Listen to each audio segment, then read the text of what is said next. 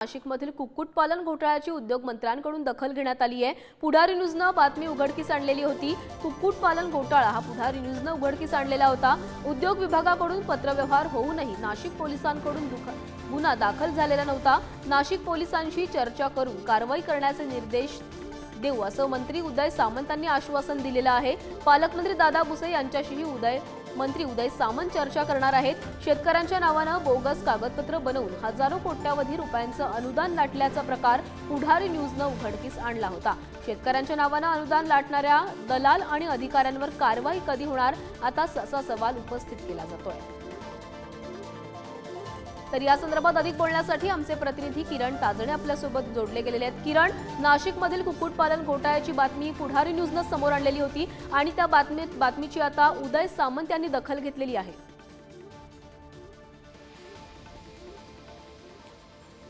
प्राची, खरं म्हणजे ज्या विभागाशी हा घोटाळा आहे त्या उद्योग भवनातनं हे सगळं कारभार चालतो आणि शेतकऱ्यांच्या नावानं बोगस कागदपत्र बनवून हजारो कोट्यवधी रुपयांचं अनुदान काही दलालांनी अधिकाऱ्यांनी लाटलेला आहे आणि हाच प्रकार जवळपास 8 ते 10 वर्षांनंतर आता उघडकीस येऊ लागलेला आहे।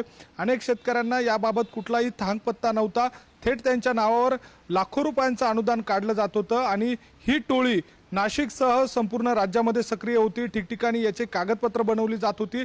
अशा सगळ्या बाबी उघडकीस येत असताना, शेतकऱ्यांना समजत असताना शेतकरी पोलीस ठाण्यामध्ये जाऊन तक्रार करत होते, तक्रार अर्ज देत होते, मात्र त्याबाबत कुठलीही कारवाई होत नव्हती। थेट पोलिसांकडनं उद्योग भवनामध्ये या सगळ्या संदर्भामध्ये पत्रव्यवहार केला जात होता। उद्योग भवनाकडनं देखील पोलिसांकडे पत्रव्यवहार करण्यात आला, मात्र अनेक महिने उलटून गेले, याबाबत कुठलीही दखल पोलिसांनी घेतलेली नव्हती आणि त्या सगळ्या पार्श्वभूमीवर आता उद्योगमंत्र्यांनीच या सगळ्या संदर्भामध्ये दखल घेतलेली आहे।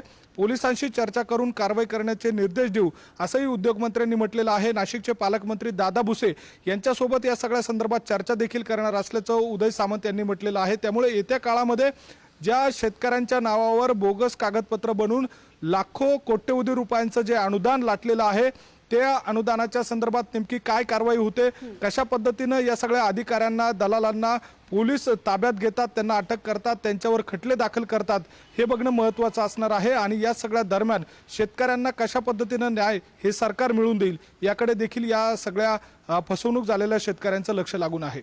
नक्कीच किरण, आता उदय सामंत यांच्या आदेशानंतर कशा प्रकारे कारवाई केली जाते याकडे सर्वांचंच लक्ष लागलेलं आहे। धन्यवाद तुम्ही दिलेल्या सविस्तर माहितीसाठी।